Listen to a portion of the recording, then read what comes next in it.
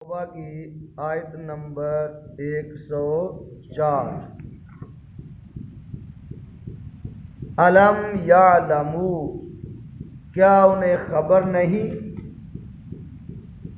کیا انہوں نے جانا نہیں، ان اللہ، بے شک اللہ، ہوا یقبل التوبۃ، وہی توبہ قبول فرماتا ہے، ان عبادہ، اپنے بندوں کی، وَيَأْخُذُ الصَّدَقَاتِ، اور صدقے خود اپنے دست قدرت میں لیتا ہے۔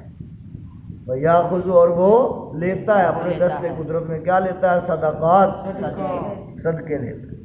وَأَنَّ اللَّهَ، اور بے شک اللہ، هُوَ التَّوَّابُ الرَّحِيمُ، وہی توبہ قبول کرنے والا مہربان ہے۔ وَقُلِ اعْمَلُوا، محبوب فرما دیجئے تم کام کرو، فَسَيَرَى اللَّهُ عَمَلَكُمْ،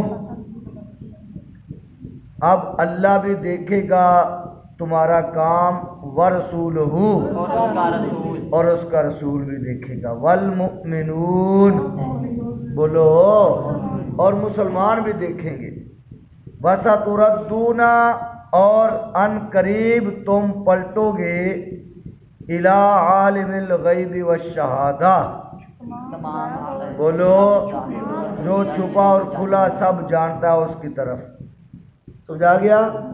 جو کھلا اور چھپا، ہاں، اس کی طرف، فَيُنَبِّئُكُمْ، پھر وہ تمہیں بتا دے گا، بِمَا كُنتُمْ تَعْمَلُونَ، جو تم کرتے تھے، وَآخَرُونَ مُرْجَوْنَ لِأَمْرِ اللَّهِ، اور کچھ موقوف رکھے گئے، مرجون، موقوف رکھے گئے، لِأَمْرِ اللَّهِ، بولو بولو، اللہ کے حکم پر، اللہ کے حکم پر۔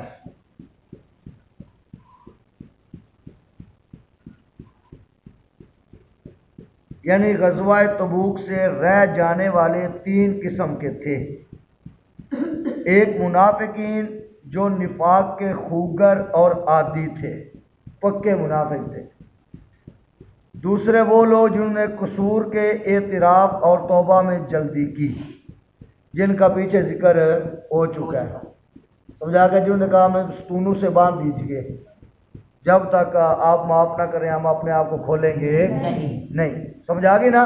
جنہوں نے اپنا قصور اعتراف کر لیا اور توبہ کرنے میں جلدی کی، دو گروہ ہو گئے۔ تیسرے وہ جنہوں نے توقف کیا اور توبہ کرنے میں جلدی نہ کی، یہی اس آیت سے مراد ہیں، سمجھا گیا؟ وآخرون، اور دوسرے مرجون، موقوف رکھے گئے، لِأَمْرِ اللَّهِ، اللہ کے حکم پر، اِمَّا يُعَذِّبُهُمْ، یا تو اللہ انہیں عذاب دے گا، وَإِمَّا يَتُوبُ عَلَيْهِمْ، یا اللہ ان کی توبہ قبول کرے گا، وَاللَّهُ عَلِيمٌ حَكِيمٌ، اور اللہ جاننے والا، حکمت والا ہے۔ چلو پھر دیکھ لو